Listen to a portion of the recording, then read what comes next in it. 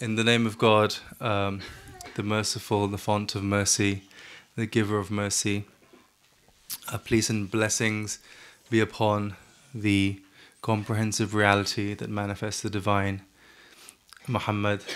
Allahumma salli ala Muhammadin wa ali Muhammad. And his immaculate progeny, starting, of course, with his cousin, whose birth we are celebrating today, Ali ibn Abi Talib alayhi salam.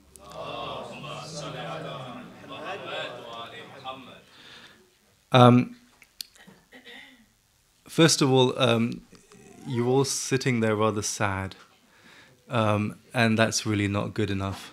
One of the signs of the believers, and certainly the friends of God, is that they have nothing to fear nor grieve. So you should look like you have nothing to fear nor grieve. And secondly, you're here for the commemoration and the mentioning of quite an important personage. And one of the features of the friends of God, again mentioned in the Quran, is that when God is mentioned, when the friends of God are mentioned, then their hearts rejoice and their being is in ecstasy. So again, I want to see some ecstasy and I want to see some smiling.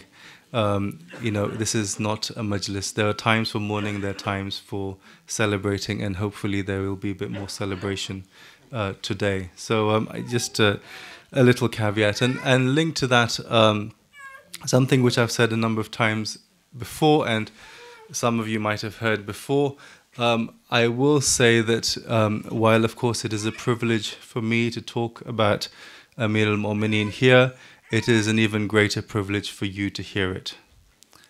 Precisely because it is that zikr, that mention, that remembrance, that reminder which actually gives us life and continuity and defines actually who we are. So really it is your privilege to be associated with that. You should always give thanks, as we should all do, that God has made us amongst those, has guided us to be amongst those who adhere to the love, the devotion, the recognition of the walayat of Amir al-Mu'mineen. So that's something which you should always remember as being absolutely central to what we are and who we are. Now, of course, today we're commemorating the birth of the Imam. Now, there are various things I could have done. I could have given you the birth narrative, which you all know. I'm sure there are some people who dispute it, but of course we all know that there seems to be certainly a strong opinion, shall we say at least, if not a unanimity, that the Imam was born in the Kaaba. And he had a privileged status. He came from a particular family which had significance. He, of course, was the cousin of the Prophet and very close to the Prophet, and of course then his son-in-law as well. And, again, I could have, beyond that, gone through the various narrations that we have on the excellences of the Imam, where the Prophet in particular introduces who the Imam is. So whether that is saying, Ali and I were created of the same light, whether that is saying I am a city of knowledge and Ali is its gate, and that in itself is a huge topic. Frankly, if you understand that, there's not much else you need to really understand. And various other ones where the Prophet talks about his relationship to Amir al-Mu'mineen and describes him and introduces him, because understanding him is fundamental. It is the love of Amir al-Mu'mineen which defines who we are, defines faith, and defines ultimately salvation. And I'll come to that in a bit. But the focus actually of what I want to say today, in the time I have, is to talk about what the relationship is between walaya as the status and as the recognition of the Imams, in particular of Amir al-Mu'mineen, and prophecy, Nabuwa. And I will use the term, and you can maybe ask me this later if you really want, I prefer using the term Amir al-Mu'mineen. For various reasons, I don't like using the term Imam Ali. That's not because he's not an Imam, but because we know from the hadith that the title which is proper and unique to him is Amir al-Mu'mineen. There's a very famous, many statements, but one from Imam Jafar Sadiq alayhi salam,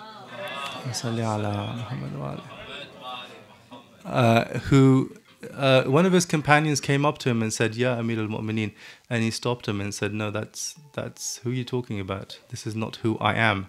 And he said, "But are you not the person who is in charge? Are you not the Amir of the believers?" And he said, "Well, strictly speaking, I am, but that is a title which is unique to one individual, and that is to Ali ibn Abi Talib alayhi salam." So, of course, he said some other things which I can't really repeat right now, but those of you who know will know what he said about those who claim to be Amir al-Mu'mineen, and of course their claims are at the very least mistaken. So the issue is, what is the relationship between Walayat and Nabuwat? And in particular, what does it mean? Of course, I was going to bring up philosophy. What does it mean in a philosophical sense to say that Walayat is the interior sense or the batin of Nabuwah? What does it mean to say that it's the inner aspect, the hidden aspect, which complements the outer manifest aspect, which is Nabuwah? And I'll start off by just quoting two narrations and then proceed from that. The first one is very famous, and you will certainly be familiar with at least the first half of it. It's a very famous one in which the Prophet, peace and blessings be with him and his family, said, "I and Ali are from one light, and God created my soul and the soul of Ali before he created the totality of creation." And it says by 2,000 years, but of course we know that means by a long time, or basically way before.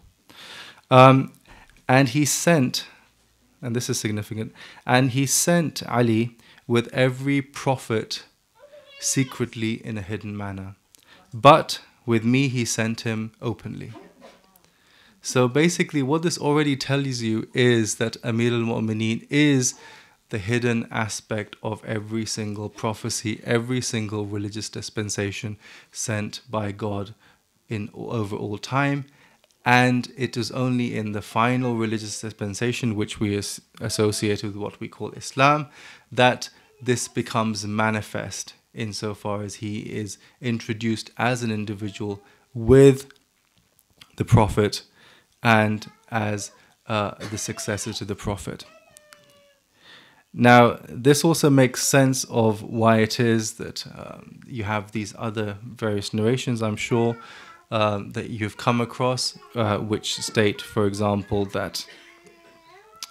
which state the relationship that Amir al-Mu'mineen had with all of the previous major prophets. So, you have the famous one where the Prophet says, if you want to see, certain qualities of Noah and Jesus and Abraham and so forth, then all you need to see is this person sitting there mending my sandal. And of course, he means Amir al-Mu'mineen. So there are various narrations like that. But fundamentally, what I want to raise is, what do we mean by saying that Ali, Amir al-Mu'mineen, is the secret or the hidden aspect sent with every prophet, and yet ultimately was then made manifest with the final prophet? And there are other narrations which also explain what that relationship of the hidden, the manifest is. There are three very famous narrations which are usually quoted about creation or pre-existence. So the first one, which is basically is God speaking, and it's known as a Hadith Qudsi, states that this is God speaking, "I was a hidden treasure, and I wished to be known, and so I created a creation by which I might know. So the question, of course, then is, what is that creation? Another narration which relates to this sort of primordiality of creation is when the Prophet says, I was a prophet, kuntu nabiyyan, while Adam was still being formed. And the phrase is, وَآدَمْ بَيْنَ الْمَاءِ وَالطِّينِ. So basically, while the form of what God then breathed his spirit into, which became Adam, was still in this process of formulation. And then linked to that, of course, then you have Amir al-Mu'minin himself saying, and of course, kuntu waliyan wa Adam made al-ma'i wa-tin. So, and of course, I was also a wali. I was also a friend of God. I was also the one who, the intimate of God, the inner aspect of prophecy, which manifests the divine, while Adam was in this pre-existent stage. So what it says already is that from the beginning, prophecy and walaya have this relationship of manifesting what God is. If we want to understand what it means for God to be singular, unique, omnipotent, transcendent, manifest, hidden, first, last, loving, the wrathful, and so forth, we need to understand how that's manifest through the process of him communicating himself through prophets and through Imams. So that's the sort of basic sense of what I'm moving towards with respect to the idea of walaya being the interior, the inner aspect of prophecy.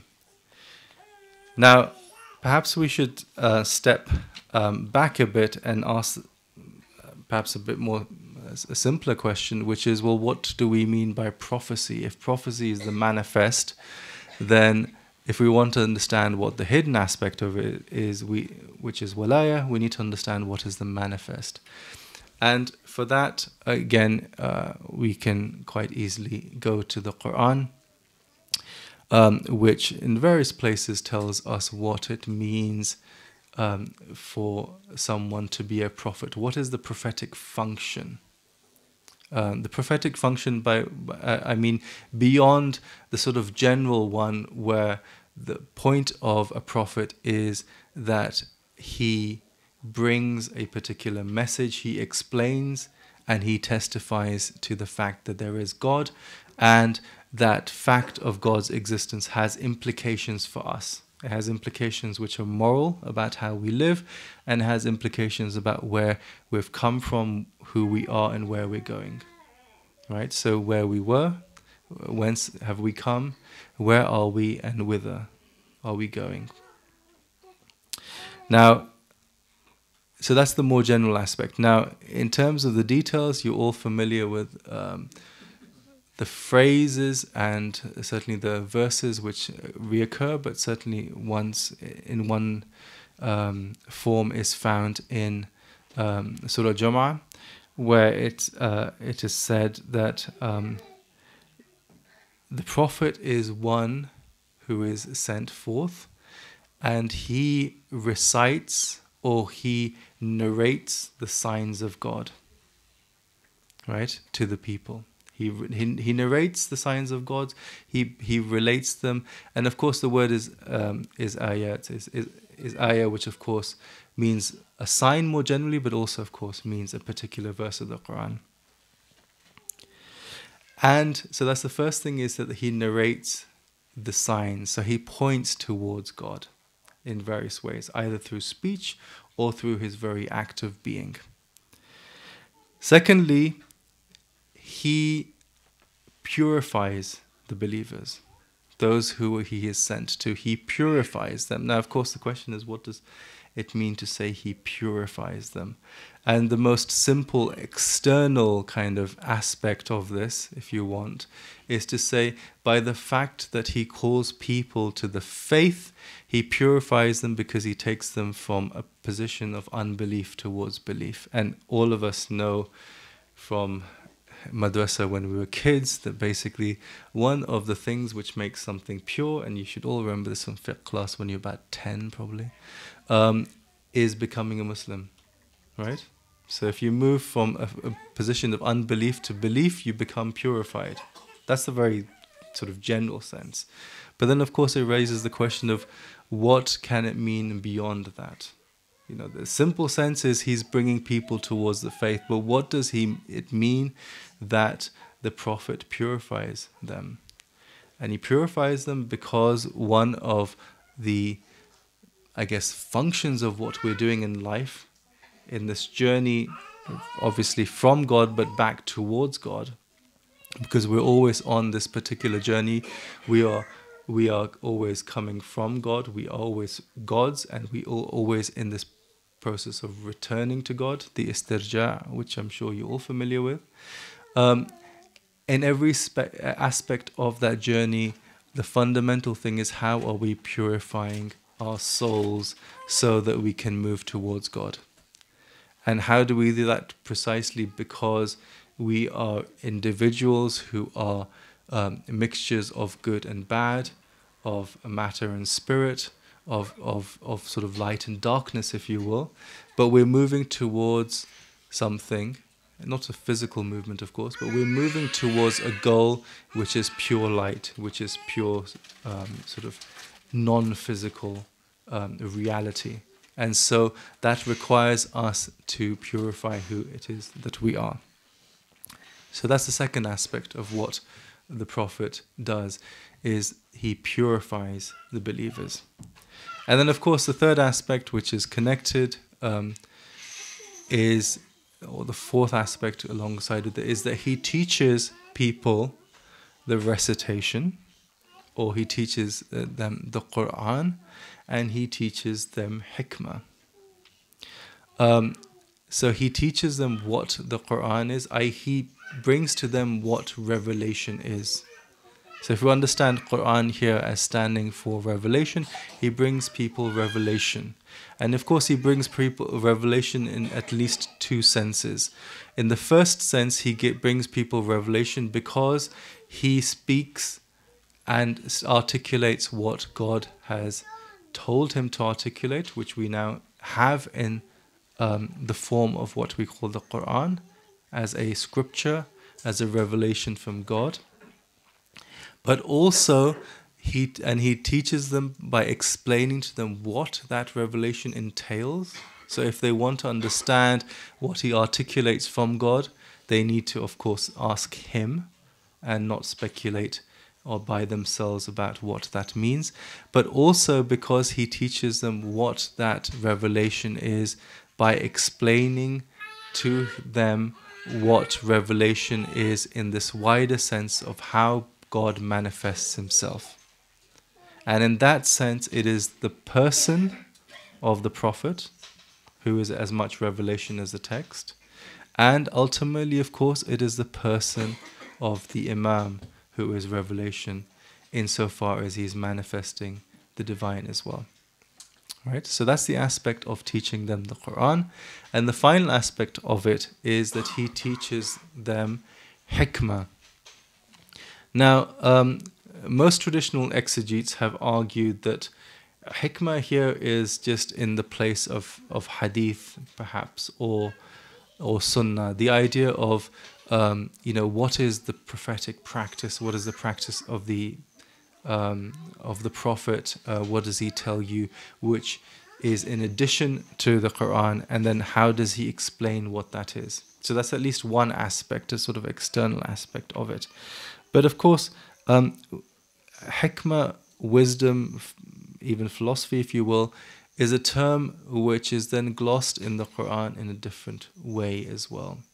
So, for example, in Surah Al-Baqarah, it's said that God gives hikmah to whom he wills, and whoever has been given hikmah has been given a great good or superabundant good.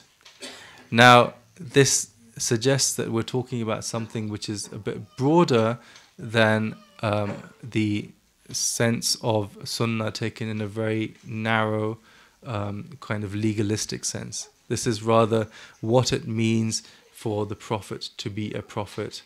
And what does he tell you about the nature of reality? Because there's two possible things that the Prophet could be saying. Actually, there are many things that the Prophet could be saying. There's a very narrow sense, which sometimes we take, which is the Prophet comes and he tells us, do this, don't do that, right? Rules, simple rules. Now, of course, you have to have some rules in society, for the simple reason that if you don't have rules, then you don't have any sort of order. You have anarchy. You certainly wouldn't be sitting here listening to me. Everyone would be speaking over me. And actually, we wouldn't even be sitting here probably if we didn't have any rules at all. And rules here are also not just simple rules about do's and don'ts, but also things about what is acceptable, what is a social convention, and so forth. But it's more than that. It's also so that's one aspect of what the Prophet could be telling us. But also, ultimately, the Prophet could be telling us about what things are, what the reality of the situation in which we live is. So, on the one hand, he is telling us how to be better people, and that has an element of do's and don'ts. And as the Prophet himself said, I have only actually been sent so that I can produce within you the best virtues, the best character, the makarim al-akhlaq, as it says. But also there is this very strong sense of the Prophet also teaching people what the nature of reality is, and himself addressing God and saying, oh God, explain to me, reveal to me, and by that reveal to the others, what the nature of things are as they truly are in their very reality. What is the fundamental nature of the reality that we live? So those are the four functions that a prophet has. They're not the only four functions, but they're the functions which are mentioned at least 2 or 3 times and give you a certain framework for understanding what it is that prophecy is supposed to do, how it should function, how it should manifest the divine. Now, I want to bring you back to these 4, and I'll start with the last one and go back to the beginning about how it is that then the wali, Amirul Mu'mineen, as the wali, expresses the inner aspect of each of these 4. And I'll, of course, do it in my own particular way, which is again focusing on some of the narrations which I think are significant. Incidentally, I'm culling a lot of the text from a work which I particularly like, which is a 17th century work in a mixture of Arabic and Persian called the Kalimat-e Maknune of Mohsen Faiz Kashani, which I think is a wonderful work, and it's probably the best work of that period which actually explains what the relationship is between philosophy and scripture, understanding reality, understanding God, understanding the Imam, understanding the afterlife, and everything in between, including things like, do we have free will or not? So anyway, so I'll start with the end. So Hikmah. Now, if we take Hikmah in that broader sense of that great good, link it to this notion of wisdom, which is associated with understanding the reality of things, then there are so many things that are narrated from Amirul Mu'mineen which are absolutely central to understanding what it is that he brings to us in an understanding of that reality. And one of the examples of this is admittedly highly disputed narration, in the sense that it's quite late. It's found in texts late, and it's one of a number of conversations that Amir al-Mu'mineen has with one of his most significant disciples, Kumail ibn Ziyad, who I'm sure you're all familiar with. At the very least, everyone knows him because of a particular supplication which is narrated from him, which I will come to in a bit. So one of the famous Kumailiyat is precisely this conversation which is supposed to have taken place between Amir al-Mu'mineen and Kumail, in which Kumail says, he starts by asking Amir al-Mu'mineen, what is the nature of reality? Mal haqiqa. What is the reality? And it's a very it's quite a difficult narration, and I won't go into the details, but the fundamental thing is that Kumail, who is a very significant kind of inner circle member of the companions of Amir al-Mu'mineen, is asking him something which is fundamental. It's like the sort of thing, where we all want to basically find someone who we can ask, what's the meaning of life, right? So Mal Haqiqa is kind of a classical way of saying what is the meaning of life, ultimately. Or what is life, or why am I here, what is it all about? And the interesting thing that the first step that Amir al-Mu'mineen actually says is, what's that got to do with you? And it becomes clear as he goes through the narration why he says that. Because the explanations of what that reality is becomes more and more elusive and more difficult to understand. What is this reality which is shining forth as a light and so forth, and then rising from one place and going to another, and is an effacement of what we assume in the light of what we know and so forth. It's a set of very seemingly obscure statements about what the nature of reality is. And so Amir al-Mu'mineen says, what have you got to do with this? This has nothing to do with you. And of course, the response of Kumail, which is interesting, is, am I not one of your close companions? And the phrase he uses is, am I not the person who keeps your secrets? Sahib sirrik. And this is quite important, because what this shows is that amongst the companions of the Imams, there of course are different gradations, just of course as there were amongst the companions of the Prophet. And the notion of keeping the secret, or being access to the privy of the secrets of the Imam, is being very much part of the inner circle. And of course, one of the functions of what those individuals then do is that they have to keep the secret. That's why most of the early hadith collections, for example, always have a chapter which is known as Kitman as-Sir, the hiding or the concealing of the secret. And of course, now you might say, well, what is the secret? And I can't tell you that, because I'd have to kill you. No, but I have no idea. That's the honest response, and that's precisely the point. You're not supposed to know that unless you have been given privy access to it. So you then have a series of other hadith which are precisely like this, about the nature of reality, the nature of the secret that the Imams bear, which basically points towards what is the esoteric, the hidden aspect of Nabuwah, which Walaya is manifesting and making clear. So moving on to the next thing, how does Amir al-Mu'mineen manifest hiddenly the aspect of teaching the Quran, or teaching the recitation? Well, there's two ways, of course, in which he does this, which are most obvious. One is by defending a proper understanding, revealing what the revelation as scripture means, right?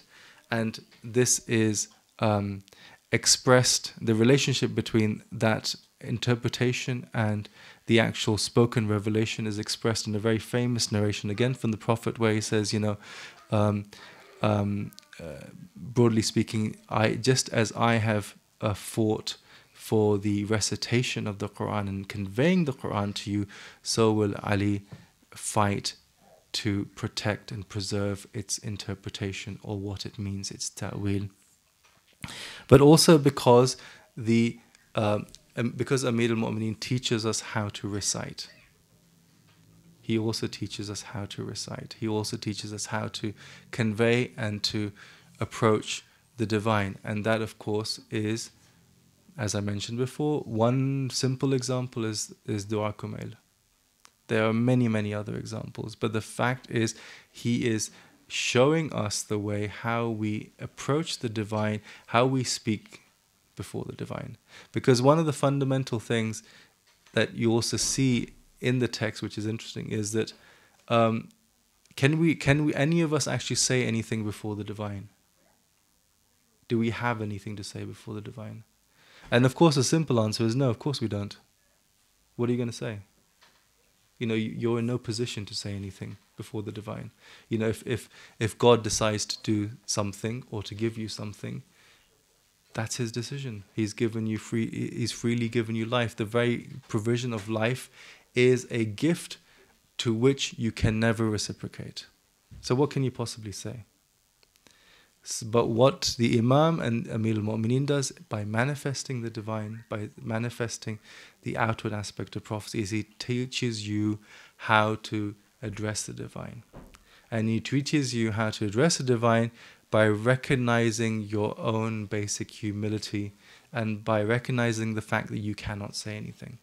I mean, you notice this if you read Dua Kumail very carefully, it comes up again and again. It's basically about saying, look, I'm nothing. I recognize I'm nothing. I cannot say anything to you. You know, it is impertinent for me even to ask things of you, ultimately.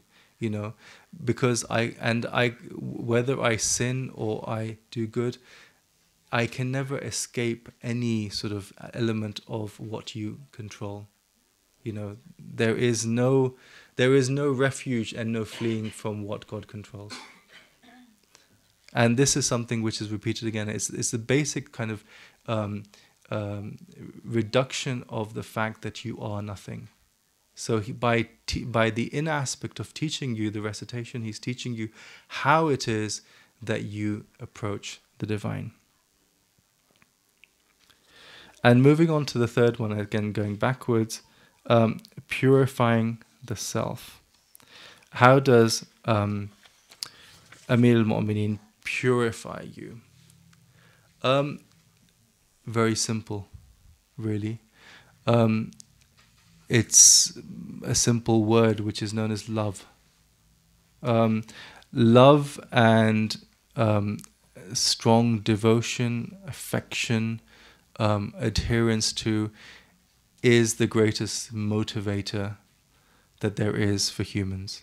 It's why we do things. We do things for love. We don't tend to do things for money. Well, actually, we do things for the love of money, but we don't do things for money as such. We don't do things for other inducements. It ultimately comes down to a love and attachment, and that's fundamentally what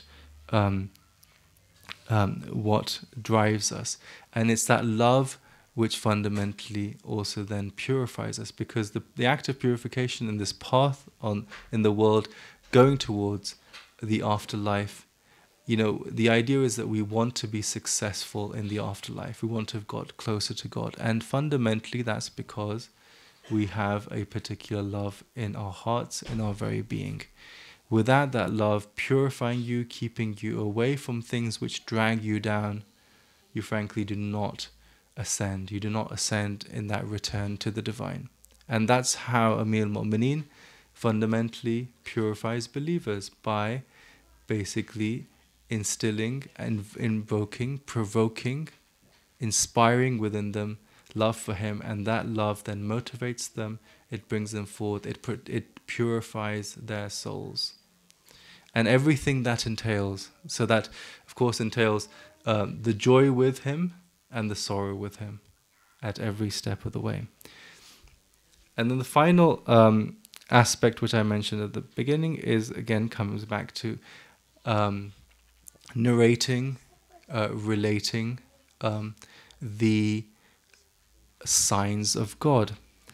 And of course, one of the ways we could understand the interior aspect of that also was link it back to the notion of the interpretation of the revelation, as opposed to the the recounting of the revelation, but also through the very way in which it's the function of the Imam to continue the function of the Prophet, to act as a proof, an argument for God over people, to act as the Hujjah.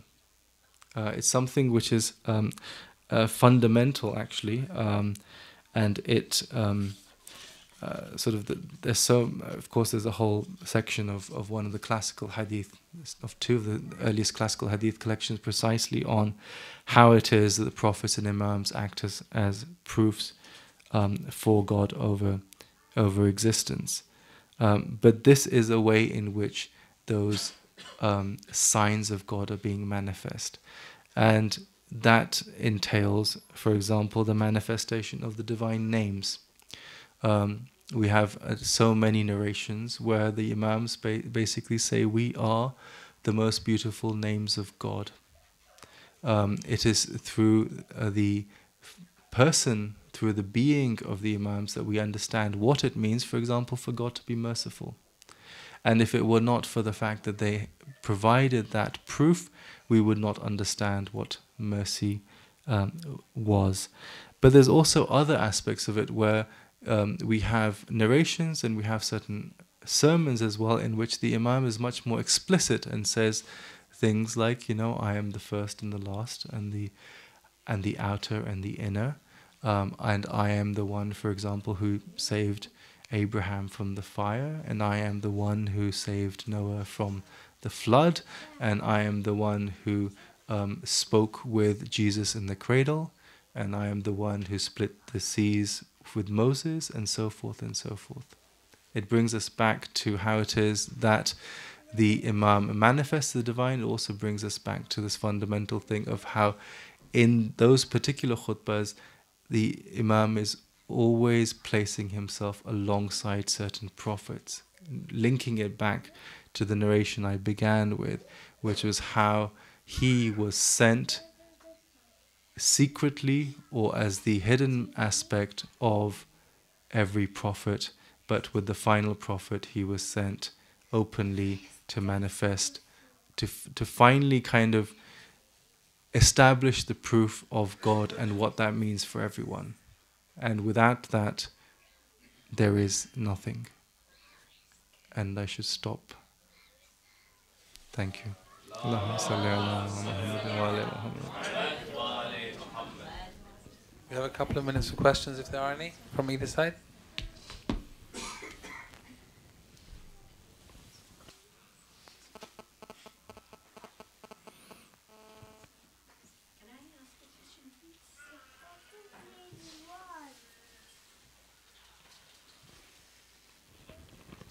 Assalamu alaikum. Thank you very much for that most enlightening talk. My question is, these secrets of God has no human being except for the Imams have discovered, or there have been other awliya Allah after the Imams who perhaps have also somehow reached these secrets, and how did that happen? How did that come about? Well, as I said, I don't think we can ever say conclusively, but as I said, there is this kind of notion that there were inner circles of companions who were privy to certain things. They weren't privy to everything, of course, they weren't privy to everything, and that they were required to keep that to themselves. It was kind of a test. Because at every stage, I mean, each of us have their own particular test which we have to live within life. I mean, one of the definitions actually of a believer, which is given in the hadith, is one whose heart is tested, and particularly tested to faith. But, each of us is tested in a particular way. And we're tested with what we know and how we, of course, convey that. And, of course, in certain times, we're tested by knowing things and knowing that we cannot say what that is. This is a very controversial issue of what that keeping that secret means.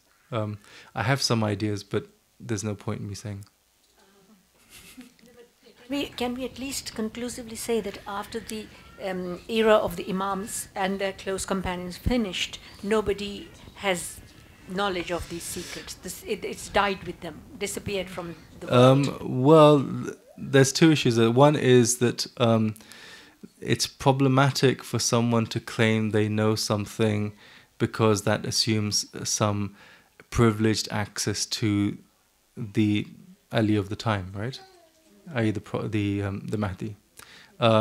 So one can't make that sort of claim.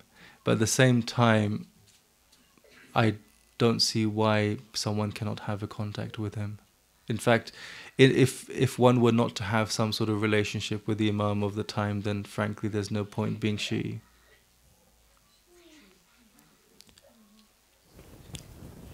We have time for one more question. Can I ask, or any other gentleman wants to talk? Just very quickly, this is really puzzling. We don't believe in reincarnation, do we? No. So how could Imam Ali keep returning to the earth? The other one, he was born 10 years before the prophecy. Yeah. And those days in Arabian Peninsula, they used to have for every day an idol, and all these idols literally was in a Kaaba. Yeah. I don't think that would give any merit to my Imam to be born amongst the idols. I didn't say it's a merit for the Imam to be born in the Kaaba. I mean, you could probably turn it the other way around and say it's a privilege for the Kaaba that the Imam is born there. But that's a poetic license that one could take. On the first thing, I never said we're talking about a physical being. We're not talking about a physical person coming again and again. That's not mentioned at all. But the fact is that the reality of the Imam, just as like the reality of the Prophet, is one which pre-exists. That's something there which is considered again and again in the Hadith. Now the question is, what does that mean? That certainly doesn't mean that in every time you have this individual hiding somewhere who is Ali. But rather it's saying that there is a kind of universal essence of a velayat which is there at every single stage, which is the batin of the nabuwat. So it could be an angel? If you want it to be an angel, then that's your business. But what I'm saying is that's not tashayyu'. I mean, that's angelology of some sort maybe, but that's not tashayyu'. I mean, it's about velayat being there, not about an angel or demon or whatever. Do we not know about at least one instance where Harun alayhi salam was the wali of Musa alayhi salam? Yes, but there are sort of obviously manifest notions of successors of prophets as well. Yes, that's clearly the case. Yes, and if that, but that's not to say that there's a sense in which Ali is a name for a reality, and there's a sense in which Ali is a name for a particular historical personage. I think we'll end there because it's time for Maghrib. Salawat.